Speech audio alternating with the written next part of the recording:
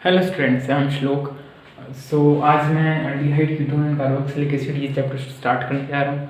तो ये काफ़ी अच्छा चैप्टर है एंड इसका जो वेटेज है वो भी काफ़ी अच्छा। और इससे जो क्वेश्चंस आते हैं वो कुछ क्वेश्चंस ऐसे भी होते हैं जिनको आपको समझ में आने के लिए आपको कॉन्सेप्ट जो है, ठीक है, aldehyde ketone and carboxylic acid का जो कॉन्सेप्ट है, जो बेसिक कॉन्सेप्ट है, वो आपको अच्छे से आना चाहिए। तो ही आपसे वो क्वेश्चन हो पाएंगे जो कि काफ़ी अच्छे लेवल के आते हैं। इस चैप्टर से अच्छे लेवल के क्वेश्चन भी आते हैं। So let's start. तो ये पहला लेक्चर है, तो मैं आपको आज इंट्रोडक्शन दूंगा कि aldehyde ketone and carboxylic acid ये इनका कैरेक्टरिस्टिक क्या है, इनको कैसे पहचाना जाता है, और इनका इंट्रोडक्शन है। It's a type of introduction for them. So let's start. तो अल्डिहाइड, ठीक है, तो पहला यहाँ तो अल्डिहाइड को रिप्रेजेंट कैसे करते हैं, CHO से, ठीक है। तो सॉरी लेट्स से यूज करता हूँ। तो ये रिप्रेजेंटेशन है अल्डिहाइड का, ठीक है। तो अब ये कंप्रेस्ड फॉर्म है, ठीक है। तो ये ऐसे, इसका जो रियल फॉर्म ये ऐसे होता है, ठीक है। ये कंप्रेस्ड फॉर्म था। जब क्वेश्चन दिया जाते हैं तो उसमें CHO ऐसे लिखा जाता है, बट इसका जो रियल फॉर्म है ये है CHO। मतलब इसमें रहता है carbon double bonded oxygen with and single bonded with hydrogen, ठीक है। तो ये अब एक सेकेंड, ठीक है। तो हाँ, तो अब क्या होता है कि यहाँ पे कोई अल्काइल ग्रुप लग जाता है, ठीक है।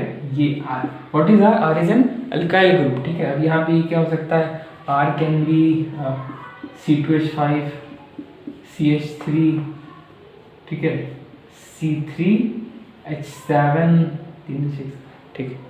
तो ये, और इसमें क्या हो सकता है, R ये भी हो सकता है क्या, C डबल बॉन्ड CH2, ठीक है, ये भी हो सकता है R, ठीक है।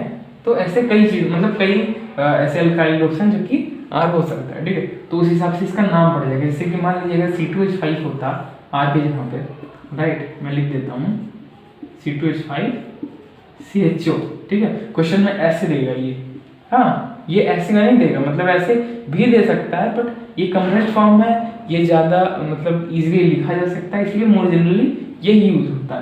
तो अब वो अगर आप वो लिखेंगे तो कोई गलत नहीं है, वो भी चलता है, ये भी चलता है, ठीक है। तो हाँ, तो अब इसका नाम क्या होगा,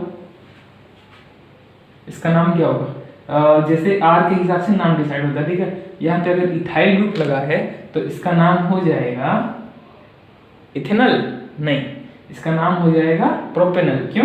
क्योंकि 3 कार्बन है इस चेन में, ठीक है। तो इसका नेमिंग कैसे की जाती है, प्रोपेनॉल का प्रोपेन लिखा, अब आगे AL लगा दिया। ये हाइफन नहीं दिखाना होता, मैं यहाँ पे आपको समझने के लिए बता रहा हूँ, ठीक है, वो नहीं दिखाया जाता। तो ये प्रोपेनॉल हो गया, ठीक है। अल मतलब अल्डिहाइड, ठीक है, अल रिप्रेजेंट्स अल्डिहाइड। तो ये आपने नेमिंग में क्लास 11th की IUPAC नेमिंग में आपने ये चीज़ पढ़ी होगी। तो मैं इरेज कर देता हूँ इसको। तो यहाँ तक किसी को कोई डाउट है अगर, तो आप कमेंट सेक्शन में प्लीज़ मुझे मेंशन कर दीजिएगा, मैं आपको वहीं पे आपको आंसर कर दूंगा।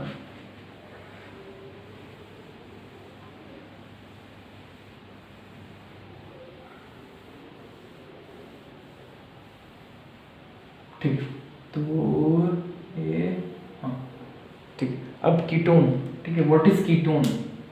तो कीटोन कैसे रिप्रेजेंट करते हैं, ठीक है। तो कीटोन रिप्रेजेंट करने का तरीका ये है, यहाँ पे क्या होता है, R1 R2, 2 अल्काइल ग्रुप्स होते हैं इसके अगल बगल में, ठीक है। ये दोनों अल्काइल ग्रुप्स हाइड्रोजन नहीं हो सकते, बाकी ये कुछ भी हो सकते हैं। कोई भी कार्बन का ग्रुप, कोई किसी भी कार्बन कंटेनिंग ग्रुप यहाँ पे लगा दो, ठीक है। लेकिन ये मतलब कार्बन कंटेनिंग ग्रुप ये नहीं कि तुम दूसरा फंक्शनल ग्रुप लाके लगा दो, ठीक है, वो फिर वो अलग स्टोरी हो जाएगी। मतलब कोई भी अल्काइल ग्रुप लाके लगा दो तो वो चल जाएगा, बट हाइड्रोजन नहीं चलेगा। अब हाइड्रोजन क्यों नहीं चलेगा, हाइड्रोजन इसलिए नहीं चलेगा कि जैसे मान लो यहाँ पे है RC डबल बॉन्ड हो, तुमने R2 को R लिया, R1 को तुमने H ले लिया, ठीक। अब तुम तो मतलब कोई ऐसे कोई मतलब जो पहली बार देख रहा होगा भाई, वो तो यही सोच रहा होगा कि चलो ठीक है R1H हो गया, क्या दिक्कत है, ये भी कीटोन है। But no, it's not a ketone, it's not, ठीक है। ये क्या है, अल्डिहाइड। क्यों? क्योंकि यहाँ पे CHO ग्रुप आ गया।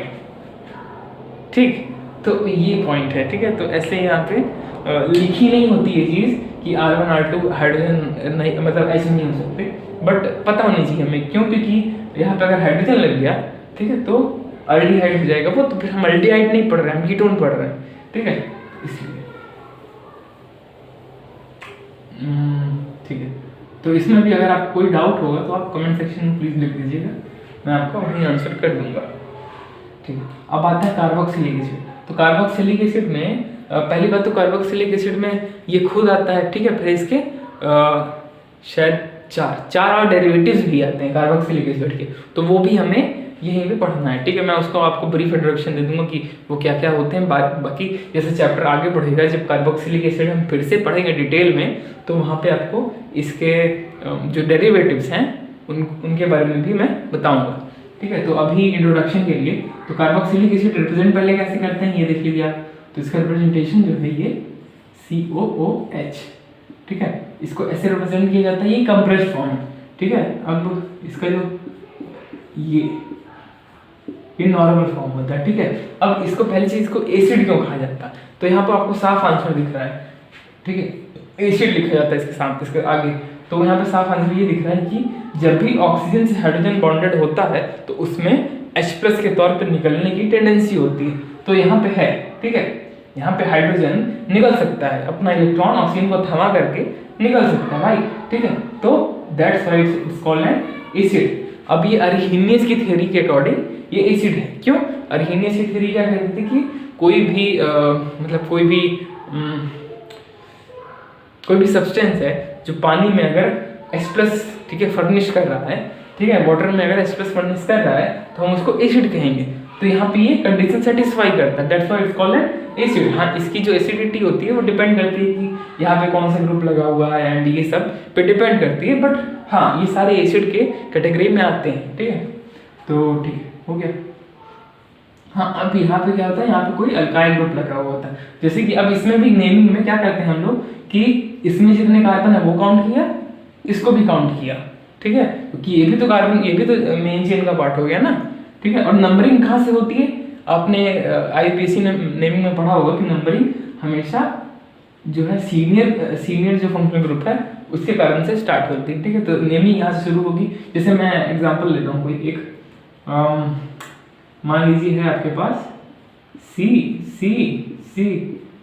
COOH। ठीक, अब ये एसिड है। ठीक है, मैंने हाइड्रोजन को नहीं दिखाया, आप हाइड्रोजन को मतलब लिख सकते हैं। जैसे यहाँ पे H3 होगा, यहाँ पे H होगा। ठीक है, तो ठीक, अब इसका नाम कैसे लिखेंगे? तो इसको फर्स्ट नंबर दिया, इसको सेकंड नंबर दिया, इसको थर्ड नंबर दिया, या इसको थर्ड नंबर दिया। ठीक है, वो दोनों सेम चीज है। ठीक है, अब यहाँ पे आप ये नहीं करेंगे कि आप यहाँ से स्टार्ट करें नंबरिंग, या यहाँ से स्टार्ट करें, या फिर आप बोल दें कि इसका कई लोग ये भी नाम देते हैं इसका कि 1 2 3। ठीक है, 1 2 3, तो 2 पे एसिड लग गया है। ठीक है, 2 carboxy 1 2 3 2 carboxy propanoic acid, 2 carboxy propane, sorry 2 carboxy propane कई लोग नाम देंगे इसका। क्यों? वो लोग ज्यादा दिमाग लगाना है, आपको ज्यादा दिमाग नहीं लगाना है, आपको सही दिमाग लगाना है। ठीक है, आपको नंबरिंग 1 देनी है, इसको सेकंड देनी है, इसको थर्ड देनी है। क्यों? रूल है भाई, मानना पड़ेगा। IUPAC का रूल है भाई, केमिस्ट्री पढ़ना है तो जिसने केमिस्ट्री के रूल बनाए हैं तुम उसको फॉलो करोगे ना। ठीक है, तो फर्स्ट सेकंड थर्ड। ठीक है, तो इस हिसाब से इसका नाम हो जाएगा 2 मिथाइल प्रोपेनोइक एसिड। ठीक है, मैं लिख दूं? लिखने के बाद मुझे नहीं लगता कोई ज़रूरत है, आप लोग को नाम इसका पता ही होगा, आप लोगों ने 11th में IUPAC में पढ़ी होगी, बट मैं स्टिल लिख देता हूँ 2 मिथाइल प्रोपेनोइक एसिड। प्रोपेनोइक, अब कई लोग यहाँ पे प्रोपेन के आगे 1 ओइक एसिड भी लगा देते हैं, तो वो भी ठीक है। ठीक है, उसमें भी कोई प्रॉब्लम नहीं है, बट बस क्या है कि मतलब वो ज़्यादा मतलब एक्यूरेट दोनों एक ही, क्योंकि वहाँ पे 1 लगाने का मतलब क्या कि 1 पे ही एसिड है भाई, वो तो सबको पता है। COOH है तुम्हारे, COOH है अगर तुम्हारे इसमें मतलब इस कंपाउंड में अगर COOH है तो उसको तुम 1 ही दोगे। ठीक है, कोई और सीनियर नहीं है उससे। ठीक है, क्योंकि अगर होता तो यहाँ पे तुमने लिखा हुआ होता, तो मैं यहाँ नहीं लिखा हुआ है तो इसका मतलब कि वो 1 ही है। तो यहाँ पे 1 लिखने का कोई ऐसा सिग्निफिकेंस नहीं है, बट कुछ लोग लिख देते हैं क्योंकि उनको आदत होती है। तो it's a good habit, but it's okay to not right here. Okay, so अब मैं इसके डेरिवेटिव्स के बारे में बात करने जा रहा हूँ। तो एक सेकेंड, अगर आपको इसमें भी कार्बोक्सिलिक एसिड में भी अगर कोई डाउट होगा तो आप प्लीज़ कमेंट सेक्शन में लिख दीजिएगा, मैं आपको वहाँ पे आंसर कर दूँगा। तो कार्बोक्सिलिक एसिड, तो हाँ, तो डेरिवेटिव्स इसके, मैं डेरिवेटिव्स लिख देता हूँ यहाँ पे।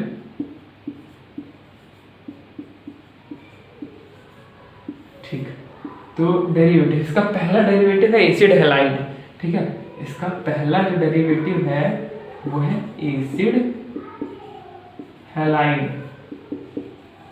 ठीक है, इसको रिप्रेजेंट कैसे करते हैं? इसको रिप्रेजेंट ऐसे करते हैं कि यहाँ पे कोई भी alkyl group, C double bond, यहाँ पे X, OH की जगह पे यहाँ पे X लग गया। ठीक है, तो ये हो गया हैलाइड। अब X क्या है? X is halogen. यहाँ पे कोई भी फ्लोरीन, क्लोरीन, ब्रोमीन, आयोडीन या आयोडीन, इनमें से कोई भी एक लग जाएगा तो ये एसिड हैलाइड हो जाएगा। ठीक है, तो X यहाँ पे रिप्रेजेंट कर रहा है हैलोजेंस को। ठीक है, तो ये एसिड हैलाइड होता है। ठीक है, अब यहाँ पे आप देख सकते हैं कि इसमें एसिडिक प्रॉपर्टी चली गई इसकी। क्यों? क्योंकि OH पूरा ही निकल गया। ठीक है, OH पूरा ही निकल गया भाई, तो एसिड कैरेक्टर इसका चला गया। अब ये एसिड नहीं रह गया, बट इसको फिर भी एसिड हैलाइड बोला जाता है। क्यों? क्योंकि ये डिराइव्ड है एसिड से, कार्बोक्सिलिक एसिड का डेरिवेटिव है ये, तो इसलिए इसको एसिड हैलाइड बोला जाता है। सेकंड डेरिवेटिव, ठीक है, सेकंड डेरिवेटिव होता है एस्टर्स। ठीक है, एस्टर्स, तो ये मतलब एस्टर्स जो होते हैं, इस एस्टर लिखने का तरीका ये है कि तुम यहाँ पे C double bond O R, ठीक है, यहाँ पे R1 R2, ये दोनों सेम भी हो सकते हैं, डिफरेंट हो सकते हैं, वो डिपेंड करता है कंडीशन पे। यहाँ पे जो R1 है, ठीक है, ये हाइड्रोजन हो सकता है। ये नोट करने वाली चीज है कि ये जो R1 है can be H, but R2 can not be H। ठीक है, मतलब यहाँ पे मैं X नहीं लिखा, मैंने लिखा नॉट। तो sorry, my denotation is very bad. तो यहाँ पे R2 हाइड्रोजन नहीं हो सकता। आपको मतलब समझ में आ रहा होगा कि हाइड्रोजन, तो R2 हाइड्रोजन क्यों नहीं हो सकता? क्योंकि ये अगर R2 हाइड्रोजन हो जाएगा भाई, तो यही कार्बोक्सिलिक एसिड हो जाएगा। तो यहाँ पे डेरिवेटिव क्यों बोल रहे हैं हम इसको? डेरिवेटिव बोल रहे हैं क्योंकि कुछ तो अलग होगा ना, कार्बोक्सिलिक एसिड से कुछ तो अलग होगा ना, तो इसलिए R2 अगर R2 यहाँ पे H नहीं होता। ठीक है, तो यहाँ पे, अब यहाँ पे भी H नहीं है, तो मतलब यहाँ पे भी ऑक्सीजन से जुड़ा हुआ डायरेक्ट H नहीं है, तो ये भी एसिड कैरेक्टर इसमें भी नहीं होगा। ठीक है, तो इसलिए ये एस्टर है। तो अब थर्ड डेरिवेटिव जो है, थर्ड डेरिवेटिव होता है आपका अमाइड। ठीक है, इसको ऐसे लिखा जाता है NH2, यहाँ पे फिर से कोई अल्काइल ग्रुप होगा। ठीक है, अब ये, ठीक है, NH2, ये NH2 लिखा हुआ है। ठीक है, सॉरी मैं एरेज कर देता हूँ, सेकेंड, आपने नोट कर लिया होगा आई थिंक।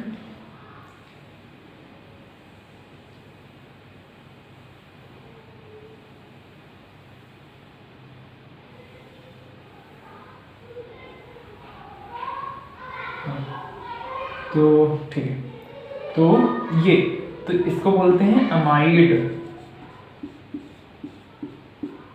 ठीक है, इसका नाम है अमाइड। ठीक है, सो इसका जो फोर्थ डेरिवेटिव है वो होता है एसिड एनहाइड्राइड, जिसको बोला जाता है एसिड एनहाइड्राइड।